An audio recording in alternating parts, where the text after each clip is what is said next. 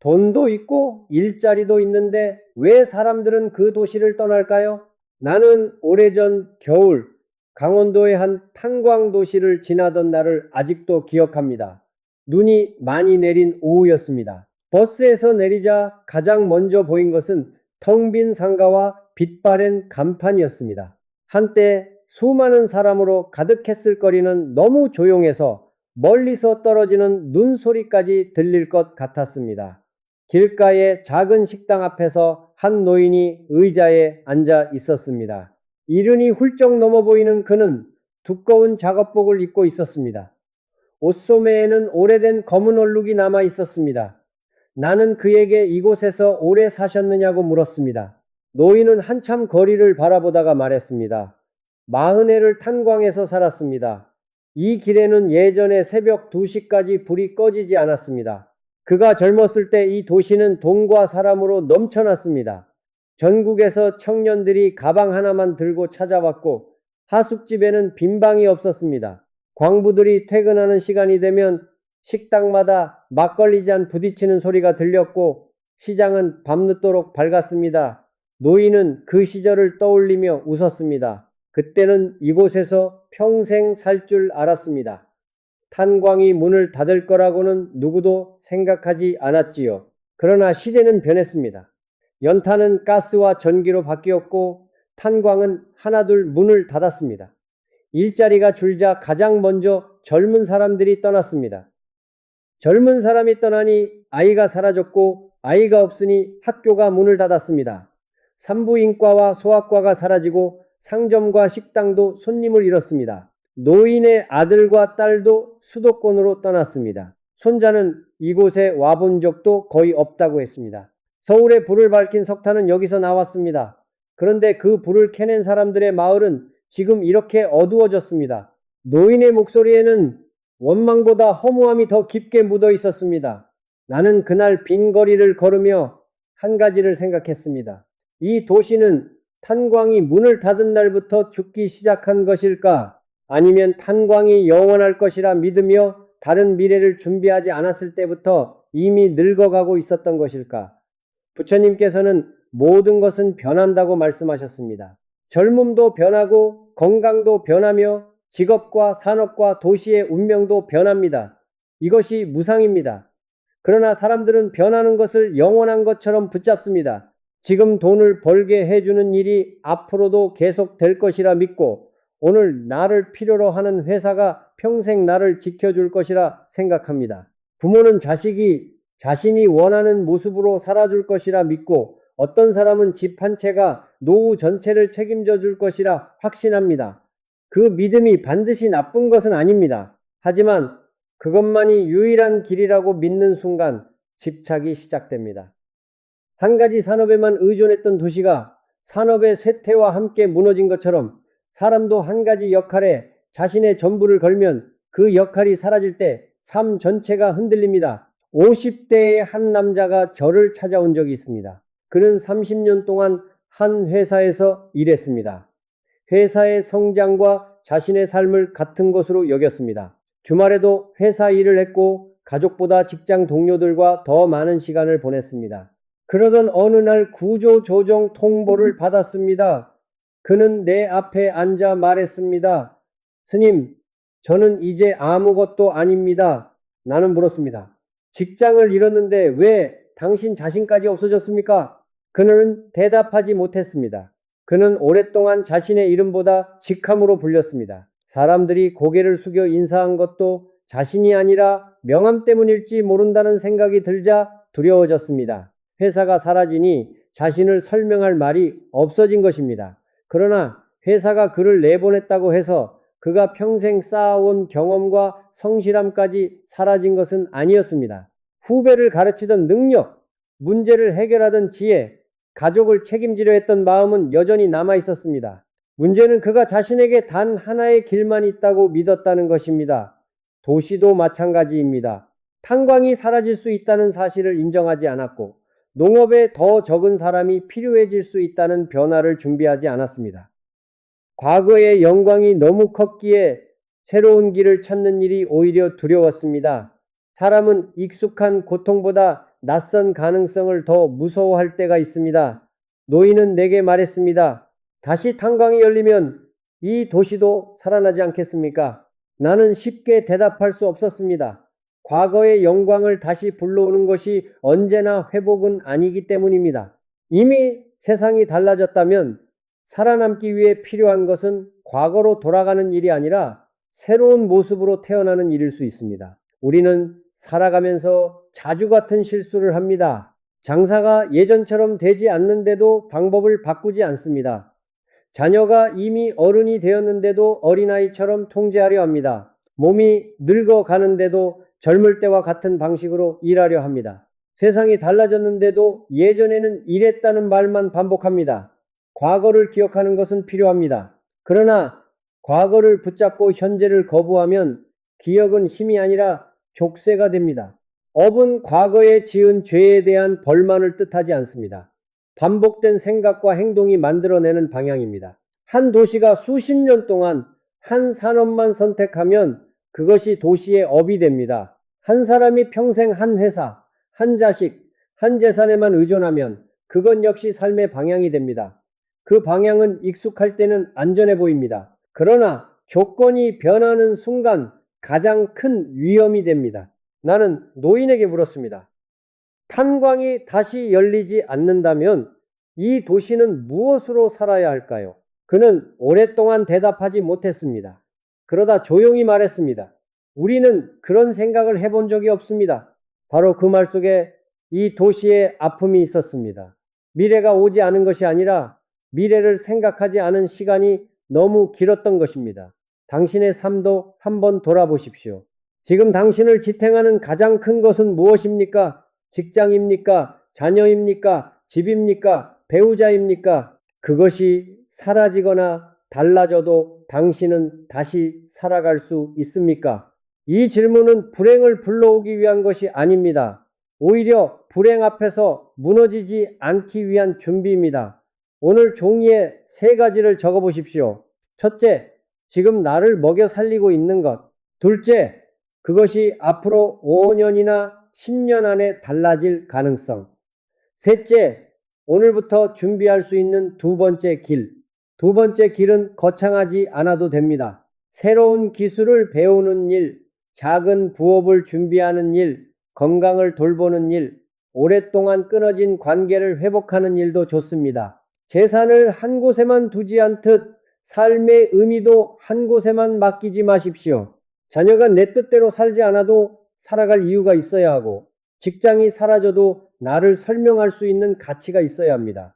노인은 자리에서 일어나며 마지막으로 이렇게 말했습니다. 도시는 탄광이 닫힐 때 죽은 것이 아닙니다. 다른 미래를 준비하지 않았을 때 이미 죽기 시작했습니다. 나는 그 말을 오랫동안 마음에 담았습니다. 사람도 마찬가지입니다. 우리는 직장을 잃는 날 무너지는 것이 아닙니다. 그 직장 외에는 아무 길도 없다고 믿기 시작한 날부터 약해집니다. 재산을 잃는 날 절망하는 것이 아닙니다. 재산이 곧 나의 가치라고 믿은 순간부터 두려움에 묶입니다. 자식이 떠나는 날 외로워지는 것이 아닙니다. 자식의 삶이 곧 내 삶이라고 붙잡은 순간부터 인연은 무거운 짐이 됩니다. 무상은 우리에게 모든 것을 포기하라고 가르치지 않습니다. 변할 것을 알기에 더 지혜롭게 준비하라고 가르칩니다. 지금 가진 것을 소중히 여기되 영원하다고 믿지 마십시오. 과거를 감사히 기억하되 그곳에 머물지는 마십시오. 그리고 하나의 문이 닫히기 전에 다른 문을 만들기 시작하십시오. 당신의 삶에는 아직 발견하지 못한 길이 남아 있습니다. 사람이 많이 찾아오는 도시는 반드시 살아있는 도시일까요? 나는 어느 봄날 관광객으로 붐비는 한 소도시를 찾았습니다. 오전부터 관광버스가 줄지어 들어왔고 유명한 정원과 오래된 누각 앞에는 사진을 찍으려는 사람들로 가득했습니다. 식당마다 점심 손님이 몰렸고 길가에는 지역 특산품을 파는 가게들이 늘어서 있었습니다. 겉으로 보기에는 활기찬 도시였습니다. 그러나 해가 조금씩 기울자 이상한 일이 일어났습니다. 오후 5시가 지나자 관광버스들이 하나둘 도시를 빠져나갔습니다. 6시가 되자 주차장은 비기 시작했고 7시가 되자 중심가에는 사람 그림자조차 드물어졌습니다. 낮에는 발 디딜 틈이 없었던 거리가 밤이 되자 거짓말처럼 조용해졌습니다. 나는 골목 끝에 있는 작은 식당에 들어갔습니다. 가게 주인은 60쯤 되어 보이는 여인이었습니다. 그는 손님이 없는 식당에서 혼자 반찬통을 정리하고 있었습니다. 낮에는 사람이 많아 보이던데 장사는 어떻습니까? 내가 묻자 여인은 쓴웃음을 지었습니다. 사람은 많은데 손님은 없습니다. 처음에는 무슨 뜻인지 이해하지 못했습니다. 여인은 창밖을 가리켰습니다. 관광객들은 사진만 찍고 갑니다. 점심 한 끼 먹고 나면 더 큰 도시로 이동합니다. 잠은 다른 곳에서 자고 쇼핑도 다른 곳에서 합니다. 우리 도시는 사람을 불러오기는 하지만 머물게 하지는 못합니다. 그는 오래전부터 이 자리에서 식당을 운영했습니다. 과거에는 관광객들이 저녁까지나마 술을 마시고 근처 여관에서 하룻밤을 묵었습니다. 그러나 시설은 낡았고 밤에 즐길 만한 것이 없었습니다. 젊은 사람들은 이 도시에서 잘 곳과 놀 곳을 찾지 못해 다른 지역으로 떠났습니다. 낮에는 수많은 사람이 지나가지만 밤이 되면 돈도 사람도 함께 빠져나갔습니다. 나는 그 도시가 마치 대문 앞을 매일 수천 명이 지나가지만 아무도 안으로 들어와 앉지 않는 집처럼 느껴졌습니다. 사람이 많이 지나간다고 집이 따뜻해지는 것은 아닙니다. 누군가 문을 열고 들어와 오래 머물며 이야기를 나누어야 비로소 집에 온기가 생깁니다. 도시도 같고 가게도 같으며 사람의 관계도 같습니다. 어떤 사람은 연락처에 수백 명의 이름을 가지고 있습니다. 명절이면 수많은 인사를 받고 모임에 나가면 아는 사람이 많습니다. 그러나 아픈 밤에 전화할 사람이 없습니다. 어떤 부모는 자녀가 자주 찾아오지 않는다고 섭섭해 합니다. 내가 너를 어떻게 키웠는데 얼굴도 보기 힘드니? 하지만 자녀가 집에 오면 취업은 했는지, 결혼은 언제 할 것인지, 돈은 얼마나 모았는지부터 묻습니다. 다른 집 자녀와 비교하고 옷차림과 배우자를 평가하며 돌아갈 시간이 되면 왜 벌써 가느냐고 서운해합니다. 부모는 자녀를 사랑하기 때문에 하는 말이라고 생각합니다. 그러나 자녀에게 그 집은 쉬는 곳이 아니라 평가받는 곳이 됩니다.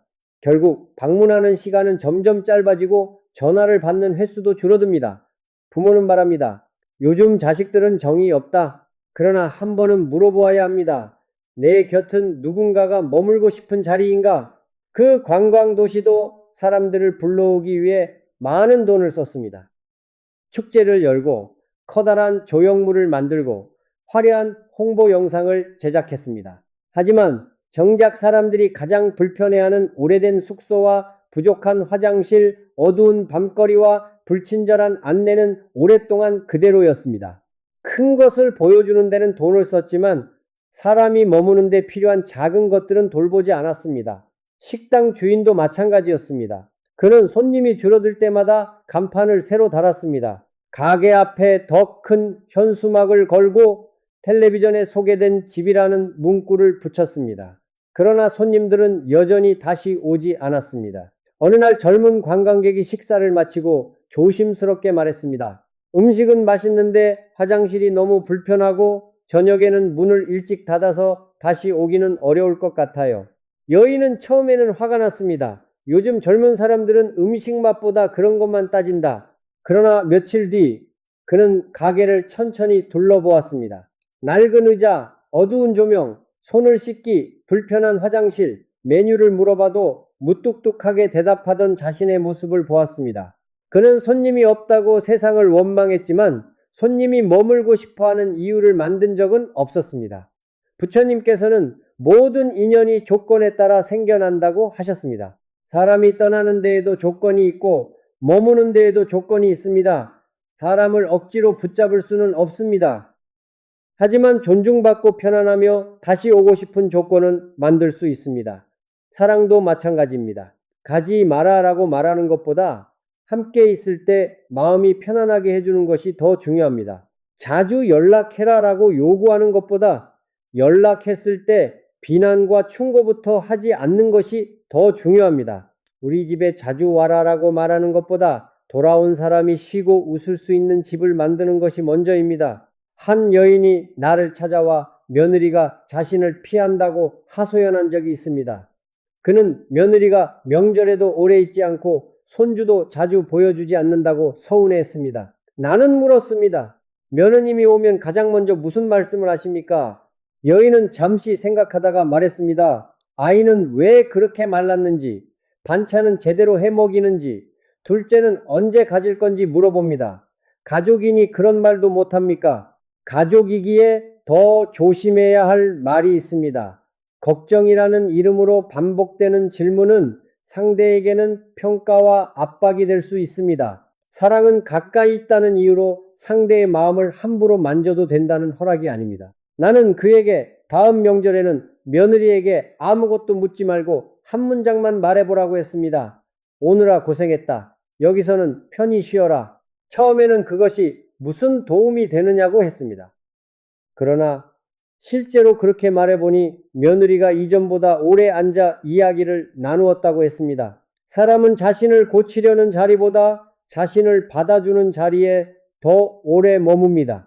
도시도 그렇습니다. 관광객에게 사진 한 장만 제공하면 잠시 들렀다 갑니다. 그러나 편안한 숙소, 밤에 걸을 수 있는 거리, 지역 사람과 만나는 체험, 다시 떠올리고 싶은 기억을 제공하면 하룻밤을 머뭅니다.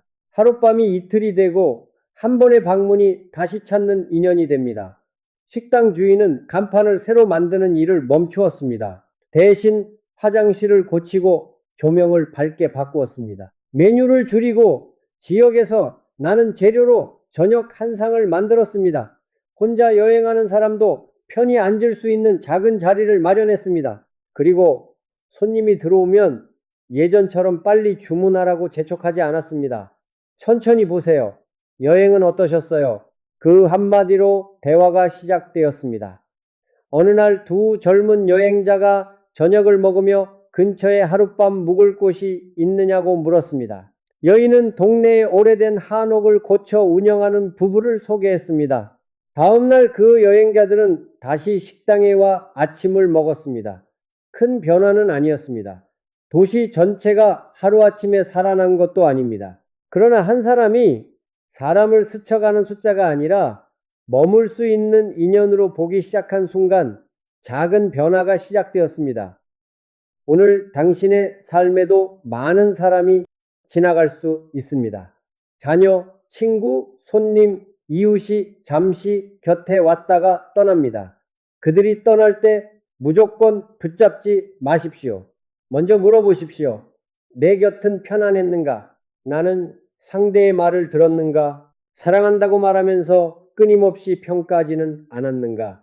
일주일에 한 번만이라도 가족과 식사하며 성적, 돈, 결혼, 취업 이야기를 하지 않아 보십시오. 한 사람의 말을 고치려 하지 말고 끝까지 들어보십시오. 누군가 찾아왔을 때 내 걱정을 쏟아놓기보다 먼저 그 사람의 안부를 물어보십시오.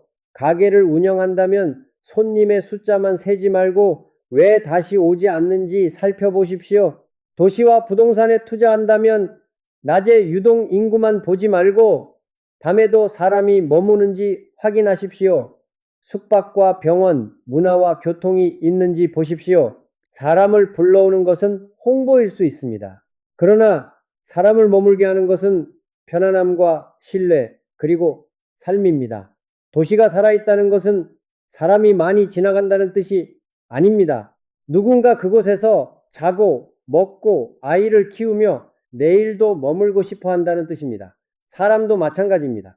당신 곁에 사람이 많다는 사실보다 누군가 당신 곁에서 마음을 내려놓을 수 있는지가 더 중요합니다. 사람을 붙잡으려 하지 마십시오. 머물고 싶은 사람이 되십시오. 돈을 많이 버는 도시가 반드시 잘 사는 도시는 아닙니다.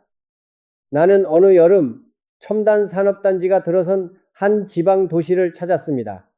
도로는 넓었고 새로 지은 건물들은 반짝였습니다. 공장 굴뚝에서는 연기가 올라왔고 출퇴근 시간에는 고급 승용차들이 줄지어 움직였습니다. 겉으로 보기에는 부유한 도시였습니다. 그러나 저녁 8시가 지나자 상가는 빠르게 어두워졌습니다. 새로 지은 오피스텔 창문에는 불이 듬성듬성 켜졌고 식당가에는 빈 의자가 더 많았습니다. 평일에는 사람이 있는 것 같았지만 주말이 되면 도시 전체가 비어버린다고 했습니다.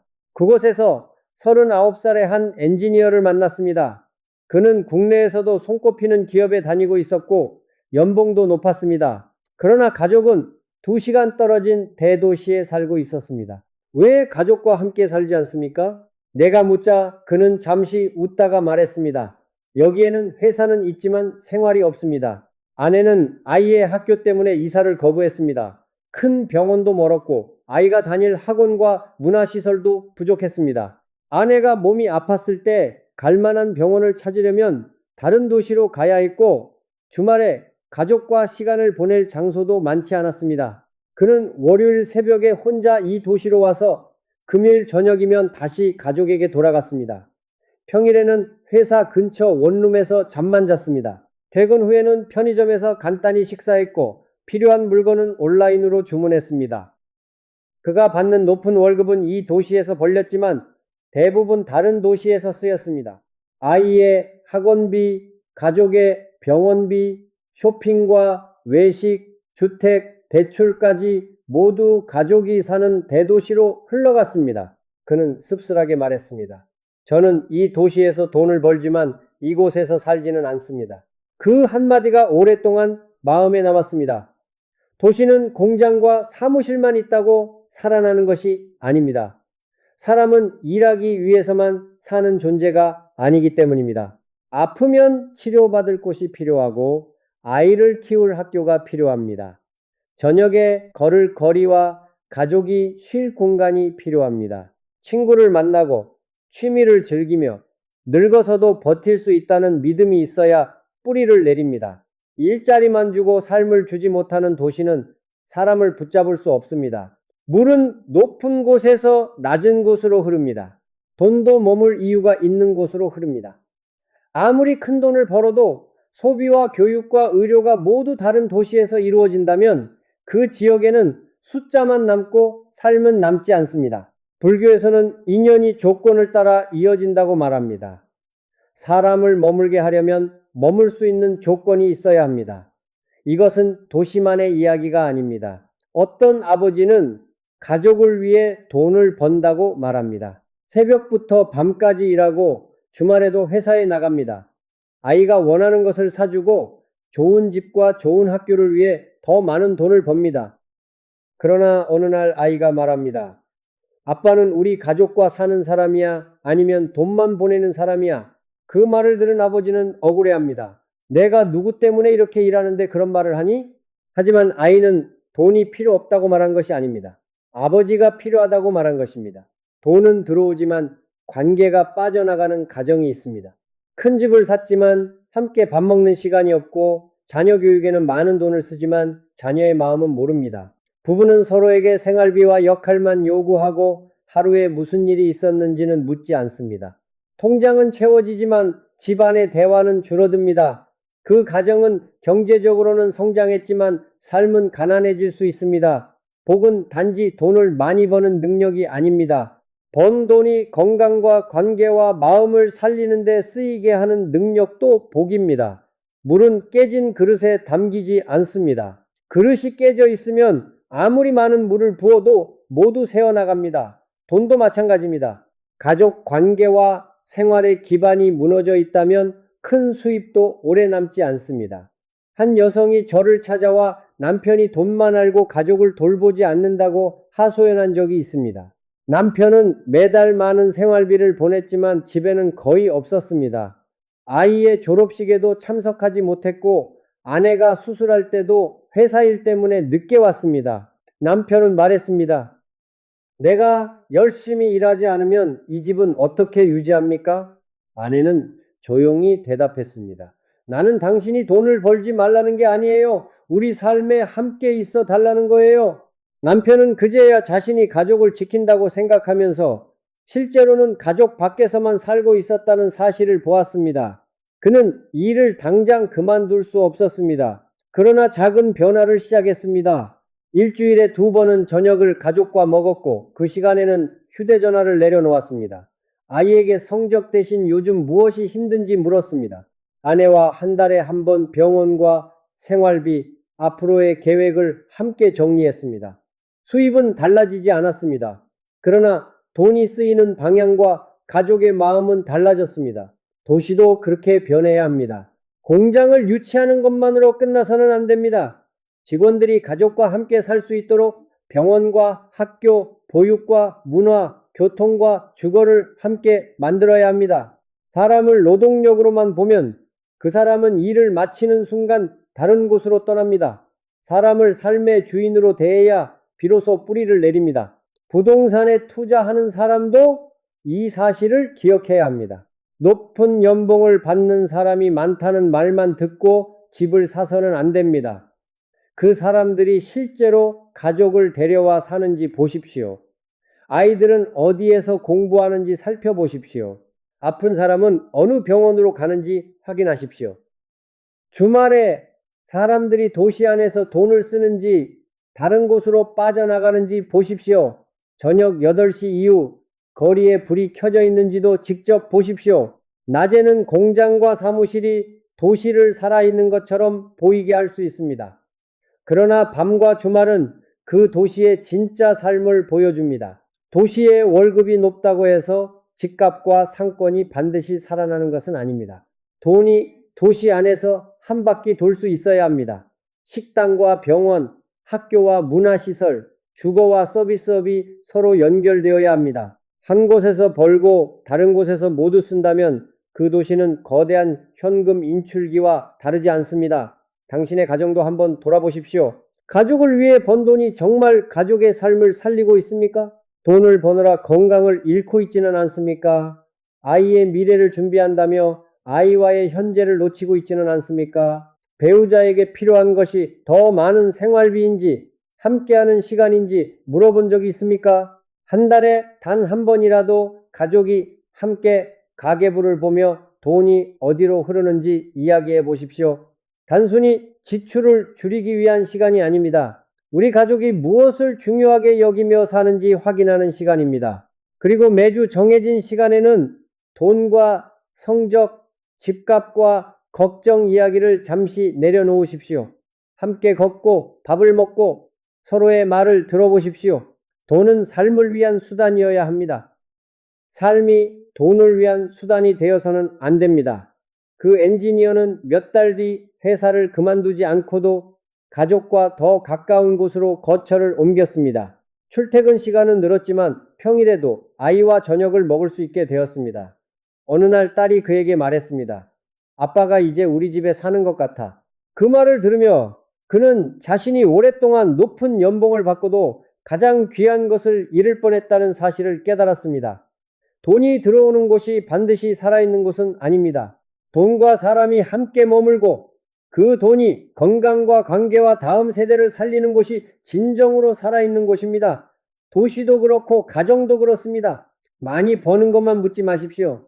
어떻게 살고 있는지를 함께 물으십시오.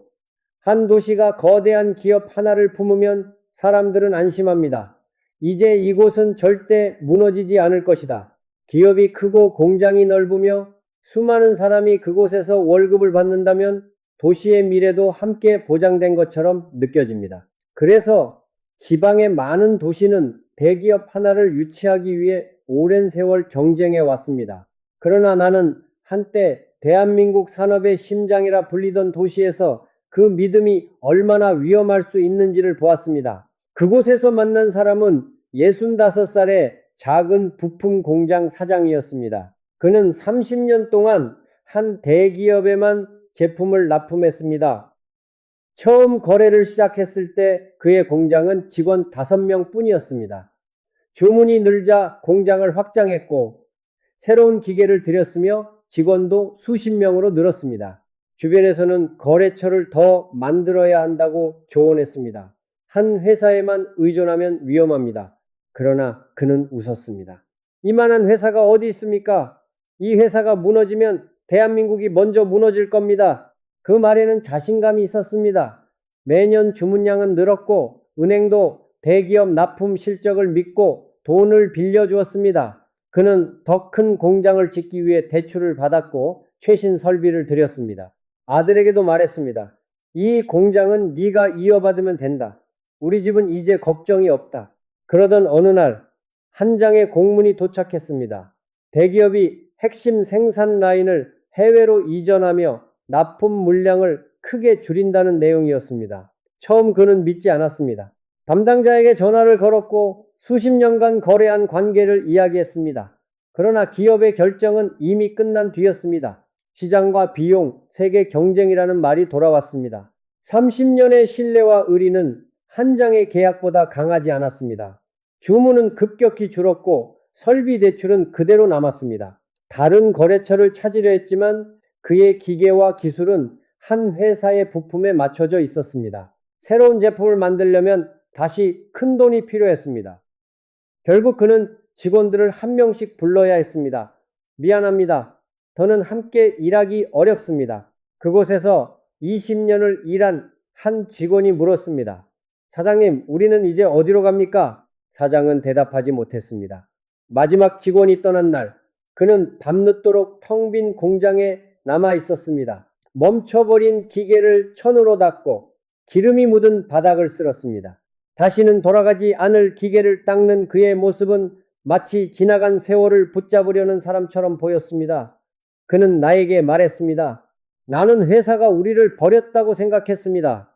그런데 이제 보니 내가 내 운명을 전부 그 회사 손에 맡겼던 것 같습니다. 기업이 변화한 것 자체를 죄라고 할 수는 없습니다. 기업은 시장과 비용에 따라 움직입니다. 문제는 도시와 공장이 그 사실을 외면하고 하나의 거대한 존재가 영원히 자신을 지켜줄 것이라 믿은 데 있었습니다. 남이 쥐고 있는 줄 하나에 내 삶 전체를 매달면 그 사람이 손을 놓는 순간 모든 것이 떨어집니다. 이것은 기업과 도시만의 이야기가 아닙니다. 어떤 부모는 노후를 자식 하나에게 맡깁니다. 내가 너를 키웠으니 늙으면 네가 나를 책임져야 한다. 자식이 다른 도시나 나라로 떠나면 배신당했다고 느낍니다. 그러나 자녀도 자신의 삶을 살아야 하는 독립된 존재입니다. 부모의 전 생애를 대신 책임지기 위해 태어난 것은 아닙니다. 어떤 사람은 배우자에게 삶의 모든 의미를 맡깁니다.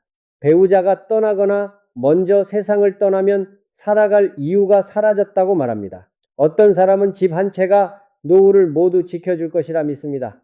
대출을 감당하면서도 가격이 영원히 오를 것이라 생각합니다. 그러나 시장은 누구와도 약속하지 않습니다. 부처님께서는 집착이 고통의 원인이 된다고 말씀하셨습니다.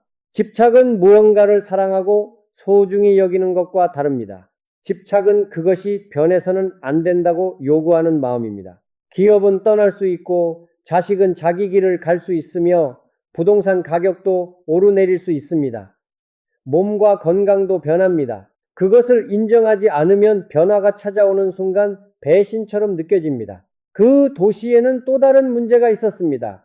인구가 줄고 상권이 무너지는데도 도시는 크고 화려한 건물을 계속 지었습니다. 새로운 문화센터, 넓은 광장, 거대한 청사와 전시관이 세워졌습니다. 개관식 날에는 사람들이 모였고 정치인들은 축사를 했습니다. 현수막에는 도시의 새로운 미래라고 적혀 있었습니다. 그러나 몇 달이 지나면 건물은 조용해졌습니다. 이용자는 많지 않았고 난방비와 전기료, 관리 인건비만 매년 들어갔습니다. 지을 때는 중앙정부 지원을 받았지만 유지하는 비용은 남은 주민들이 감당해야 했습니다. 한 공무원이 내게 말했습니다.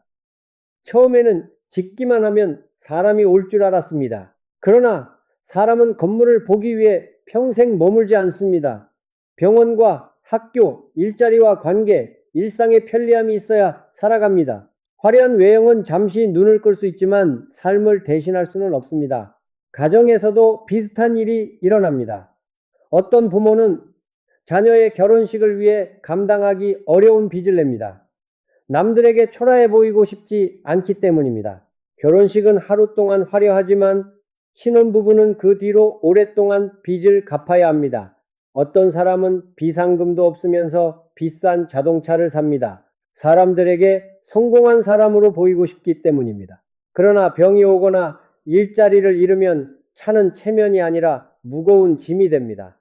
어떤 부모는 자녀들이 돌아올 것이라 믿고 큰 집을 짓습니다.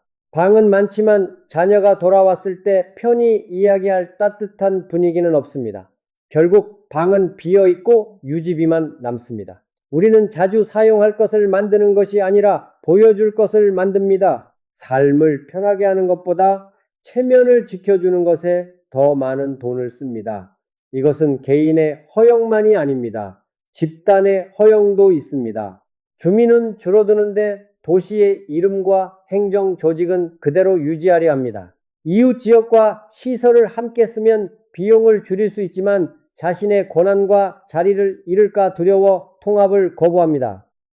겉으로는 지역을 지키기 위한 일처럼 보이지만 실제로는 낡은 구조를 지키기 위해 미래를 소모하는 경우도 있습니다.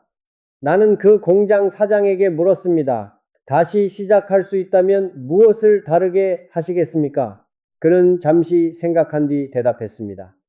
한 회사와 거래하면서도 두 번째, 세 번째 길을 준비했을 겁니다. 돈이 잘 벌릴 때일수록 더 조심했을 겁니다. 그 말은 매우 중요합니다. 사람은 어려울 때만 준비해야 한다고 생각합니다. 그러나 가장 준비하기 좋은 때는 일이 잘 될 때입니다. 돈이 들어오고 건강하고 관계가 평안할 때 두 번째 길을 만들어야 합니다. 불이 난 뒤에 소화기를 사는 것은 늦을 수 있습니다. 오늘 당신도 자신의 삶을 살펴보십시오. 당신의 수입 중 한 곳이 차지하는 비중은 얼마나 됩니까? 당신의 노후는 자녀 한 명이나 집 한 채에만 달려있지 않습니까? 당신의 사업은 특정 고객 한 곳이 사라지면 유지될 수 있습니까? 당신이 지금 가지고 있는 것 중 실제로 삶을 돕지 않고 유지비만 요구하는 것은 무엇입니까? 종이에 세 가지를 적어 보십시오. 첫째, 내가 가장 의존하고 있는 대상. 둘째, 그것이 사라졌을 때 생길 위험. 셋째, 그 위험을 줄이기 위해 이번 달에 할 수 있는 행동. 작은 거래처 하나를 더 찾는 일일 수 있습니다. 새로운 기술을 배우는 일, 대출을 줄이는 일, 필요 없는 자산을 처분하는 일도 좋습니다. 노후 계획을 자녀와 솔직하게 이야기하고 자녀가 아닌 사회제도와 자신의 저축을 함께 준비하는 것도 필요합니다. 그리고 큰 돈을 쓰기 전에는 자신에게 물어보십시오. 이것은 내 삶을 실제로 돕는가 아니면 남에게 보여주기 위한 것인가? 그 질문 하나가 오랜 빚을 막을 수도 있습니다. 공장 사장은 결국 오래된 설비 일부를 팔고 작은 규모로 다시 시작했습니다. 과거처럼 큰 주문은 없었지만 여러 업체와 거래하며 위험을 나누었습니다. 직원 수는 줄었지만 한 회사의 결정에 모든 사람이 함께 무너지는 구조는 피했습니다. 그는 예전의 영광을 되찾지 못했습니다. 그러나 이전보다 더 자유로운 사람이 되었습니다. 어느 날 그는 멈춘 공장을 떠올리며 말했다고 합니다. 그때는 공장이 커지는 것을 성공이라고 생각했습니다.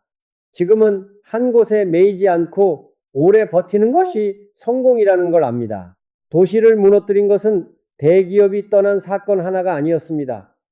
언젠가 떠날 수도 있다는 사실을 외면한 오랜 집착이었습니다. 가정을 무너뜨리는 것도 돈이 줄어든 사건 하나가 아닐 수 있습니다. 체면을 위해 진실을 숨기고 한 사람에게 모든 책임을 맡기며 변화를 인정하지 않은 시간이 더 깊은 원인이 됩니다. 절대 변하지 않는 동아줄을 찾으려 하지 마십시오. 그런 줄은 세상에 없습니다. 대신 줄 하나가 끊어져도 다시 설 수 있는 힘을 기르십시오. 변화를 막을 수는 없어도 변화 앞에서 무너지지 않는 삶은 준비할 수 있습니다. 오래전 탄광도시에서 만났던 노인은 몇 해 뒤 세상을 떠났습니다. 나는 늦은 봄 다시 그 도시를 찾았습니다. 예전에 노인과 함께 걸었던 골목은 여전히 조용했습니다.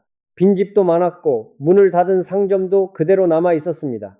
그러나 한 가지 달라진 것이 있었습니다. 노인이 살던 낡은 집에 불이 켜져 있었습니다. 젊은 사람들이 그 집을 고쳐 작은 숙소와 작업장으로 만들고 있었습니다. 마당에는 오래된 광부의 모자와 작업 도구가 정리되어 있었고 벽에는 이 지역의 탄광 역사와 주민들의 사진이 걸려 있었습니다. 그들은 이곳을 과거처럼 다시 탄광 도시로 만들려는 것이 아니었습니다. 사라져가는 기억을 새로운 방식으로 이어가려 했습니다. 한 청년이 내게 말했습니다. 우리는 이 도시를 예전 모습으로 돌릴 수는 없습니다. 하지만 여기서만 들을 수 있는 이야기와 여기서만 할 수 있는 경험은 남아 있습니다. 주말이면 도시 밖의 사람들이 찾아와 광부들의 삶에 관한 이야기를 듣고 오래된 길을 걸으며 지역 주민이 만든 음식을 먹었습니다. 어떤 사람은 하루만 머물렀고 어떤 사람은 한 달 동안 빈집을 빌려 생활했습니다. 도시는 여전히 작았고 사람도 많지 않았습니다. 그러나 과거로 돌아가려는 마음을 내려놓은 곳에서 새로운 길이 조금씩 열리고 있었습니다. 그 모습을 보며 나는 깨달았습니다. 도시를 살린다는 것은 과거의 영광을 그대로 되돌리는 일이 아닙니다. 사람을 살린다는 것도 젊었을 때의 모습으로 다시 돌아가게 하는 일이 아닙니다. 살아남는다는 것은 변한 현실을 인정하고 지금 가진 것 안에서 새로운 의미와 쓰임을 만드는 것입니다. 지금까지 우리는 무너지는 도시에서 네 가지 모습을 보았습니다. 하나의 산업에 모든 운명을 걸었던 도시, 사람이 많이 지나가지만 아무도 머물지 않는 도시, 돈은 벌리지만 삶과 소비가 다른 곳으로 빠져나가는 도시, 그리고 거대한 기업과 화려한 건물의 미래를 맡긴 도시. 이 네 가지 병은 도시만의 문제가 아닙니다. 우리의 인생과 가정, 노후와 자산에도 똑같이 나타납니다. 첫 번째로 기억해야 할 것은 한 가지에 모든 운명을 걸지 않는 것입니다. 한 도시가 탄광 하나에 기대면 탄광이 닫힐 때 도시 전체가 흔들립니다. 한 사람이 회사 하나에만 자신을 맡기면 퇴직과 함께 존재의 이유를 잃을 수 있습니다. 부모가 자식 하나에게 노후 전체를 맡기면 자식이 자기 삶을 선택하는 순간 배신감을 느끼게 됩니다. 무언가를 사랑하고 의지하는 것은 잘못이 아닙니다. 그러나 그것이 없으면 아무것도 할 수 없다고 믿는 순간 의지는 집착으로 바뀝니다. 그러니 삶의 두 번째 길을 만들어 두십시오. 수입의 두 번째 길, 관계의 두 번째 길, 삶의 의미를 지켜줄 또 다른 역할이 필요합니다. 직장인이라면 지금의 일이 사라졌을 때 사용할 수 있는 기술을 배우십시오.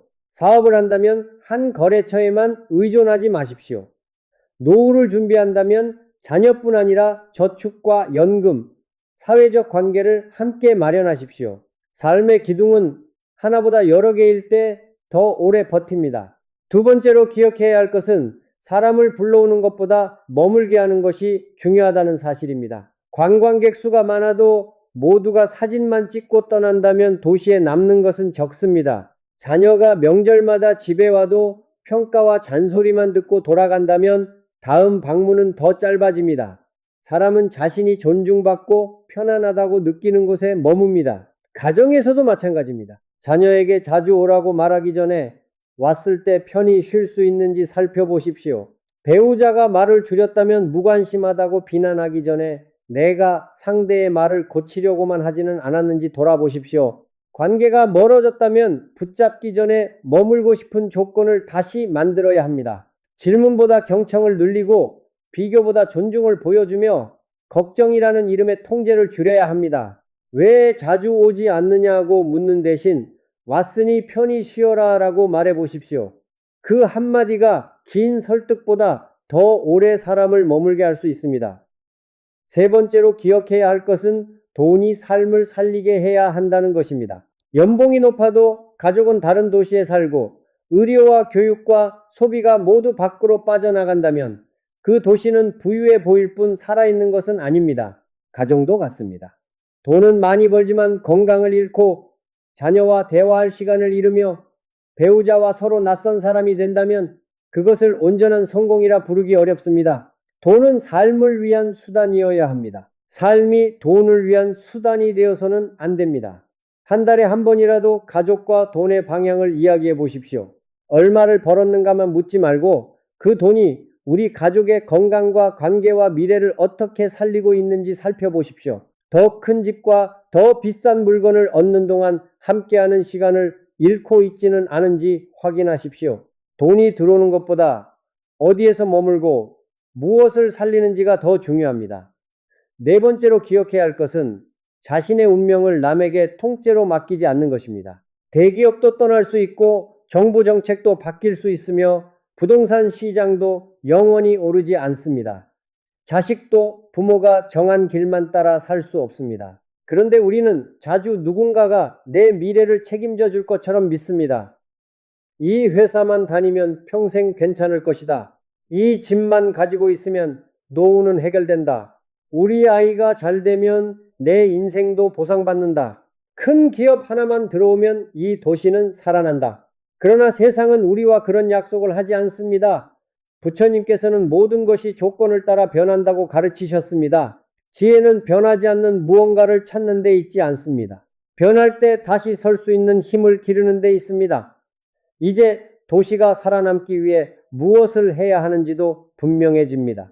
사람이 줄어든 외곽까지 모든 시설을 예전처럼 유지하려 하면 남은 힘이 흩어집니다. 행정과 의료, 상업과 주거를 가까운 거리 안에 모아야 합니다. 멀리 떨어진 지역끼리는 비슷한 시설과 조직을 함께 사용하고 이용하지 않는 건물은 과감히 줄여야 합니다. 새 건물을 짓는 것보다 이미 있는 공간을 어떻게 살릴지 먼저 물어야 합니다. 주민등록 인구 숫자만 붙잡아서도 안 됩니다. 반드시 그곳에 살지는 않더라도 일하고 배우고 여행하며 반복해서 찾아와 소비하는 사람도 도시의 힘이 됩니다. 중요한 것은 몇 명이 주소를 두고 있는가만이 아닙니다. 몇 명이 그곳에서 시간을 보내고 돈을 쓰며 관계를 맺고 다시 찾아오는가입니다. 관광객을 부르는 축제 하나보다 하룻밤 머물 수 있는 숙소와 밤거리, 지역 사람과 연결되는 경험이 더 중요할 수 있습니다. 대기업 하나를 기다리는 것보다 여러 작은 사업과 다양한 기술을 키우는 것이 더 오래가는 길일 수 있습니다. 도시도 몸과 같습니다. 한 부분만 지나치게 커지고 나머지가 약해지면 건강하다고 할 수 없습니다. 크기보다 균형이 중요합니다. 우리의 인생도 마찬가지입니다. 많은 것을 소유하는 것보다 불필요한 것을 줄이고 중요한 곳에 힘을 모으는 것이 필요합니다. 나이가 들수록 집은 크기보다 병원과 교통에 가까운지가 중요해집니다. 재산은 숫자보다 관리할 수 있는지가 중요합니다. 관계는 사람 수보다 어려울 때 연락할 수 있는지가 중요합니다. 그러니 노후를 준비할 때 과거의 기준만 붙잡지 마십시오. 젊을 때는 넓은 집과 자동차가 편리했지만 나이가 들면 계단 하나와 먼 병원이 큰 고통이 될 수 있습니다. 자녀가 있는 도시로 무조건 따라가는 것도 정답은 아닙니다. 그곳에서 내가 관계와 일상을 만들 수 있는지 함께 살펴야 합니다. 부동산에 투자하려 한다면 화려한 개발 계획보다 실제 생활을 보십시오. 저녁 7시 이후에도 거리에 불이 켜져 있는가? 아이를 키우는 가족이 들어오고 있는가? 병원과 학교, 대중교통을 이용할 수 있는가? 일하는 사람이 그곳에서 월급을 쓰고 있는가? 빈집과 빈상가가 늘고 있지는 않은가? 지방정부가 스스로 감당할 수 없는 시설을 계속 짓고 있지는 않은가? 기사 속 조감도보다 실제로 그곳에 사는 사람의 하루를 보는 것이 더 정확합니다. 나는 당신에게 일주일 동안 작은 점검을 해보라고 권하고 싶습니다. 첫째 날에는 자신의 가장 큰 수입원이 무엇인지 적어보십시오. 그것이 사라졌을 때 얼마나 버틸 수 있는지도 계산해 보십시오. 둘째 날에는 오래 연락하지 않았거나 연락할 때마다 내 요구만 했던 사람에게 먼저 안부를 물어보십시오. 충고하지 말고 그 사람의 말을 들어보십시오.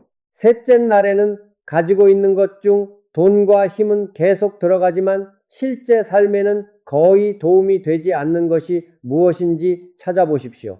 넷째 날에는 새로운 기술 하나를 알아보십시오. 당장 큰 돈이 되지 않더라도 두 번째 길의 씨앗이 될 수 있습니다. 다섯째 날에는 자신이 사는 동네를 저녁 7시 이후에 천천히 걸어보십시오. 상가와 병원, 교통과 사람의 움직임을 직접 살펴보십시오. 여섯째 날에는 투자하거나 이사하고 싶은 지역의 병원과 학교, 교통, 빈집과 생활시설을 확인하십시오. 광고 문구가 아니라 실제 생활 조건을 보십시오. 일곱째 날에는 종이에 한 문장을 적어 보십시오. 내가 가장 의지하는 것이 사라진다면 나는 무엇으로 다시 살아갈 것인가? 처음에는 두려울 수 있습니다. 그러나 이 질문은 불행을 부르는 질문이 아닙니다. 불행이 와도 삶 전체가 무너지지 않도록 준비하는 질문입니다. 탄광도시의 젊은이들은 과거의 광산을 다시 열지 않았습니다. 대신 그곳에 남은 기억과 사람, 공간을 다른 방식으로 연결했습니다. 그들은 사라진 것을 붙잡는 대신 남아있는 것을 새롭게 바라보았습니다. 삶이 변할 때 우리에게 필요한 것도 바로 그것입니다. 잃은 것만 바라보면 모든 것이 끝난 것처럼 느껴집니다. 그러나 아직 남은 경험과 관계, 건강과 시간, 배울 수 있는 능력을 살펴보면 다른 길이 보일 수 있습니다. 한 도시가 진정으로 죽는 순간은 인구가 줄어드는 때가 아닙니다. 변화를 인정하지 않고 아무것도 바꾸지 않기로 선택하는 순간입니다. 한 사람도 마찬가지입니다. 직장을 잃었다고 끝나는 것이 아닙니다. 재산이 줄었다고 실패한 것도 아닙니다. 자녀가 떠났다고 삶의 의미가 사라지는 것도 아닙니다.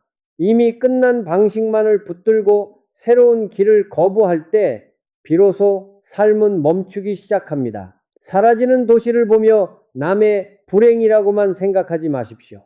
빈 상가와 멈춘 공장, 아무도 찾지 않는 거대한 건물 안에는 우리 인생의 모습도 비쳐 있습니다. 한 가지에만 매달리지 마십시오. 사람을 억지로 붙잡지 말고 머물고 싶은 관계를 만드십시오. 번 돈이 밖으로 새어나가기 전에 건강과 가족과 미래를 살리게 하십시오. 그리고 누구에게도 당신의 운명 전체를 맡기지 마십시오. 변화는 도시를 무너뜨릴 수도 있습니다. 그러나 준비된 사람에게 변화는 새로운 길을 여는 문이 되기도 합니다. 지금 당신이 살아가는 도시와 가정, 그리고 당신의 마음은 어느 쪽을 향하고 있습니까?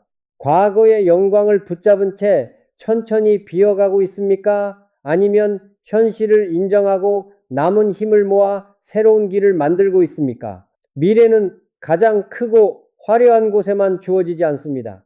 변화를 받아들이고 다시 시작할 준비가 된 곳에 찾아옵니다.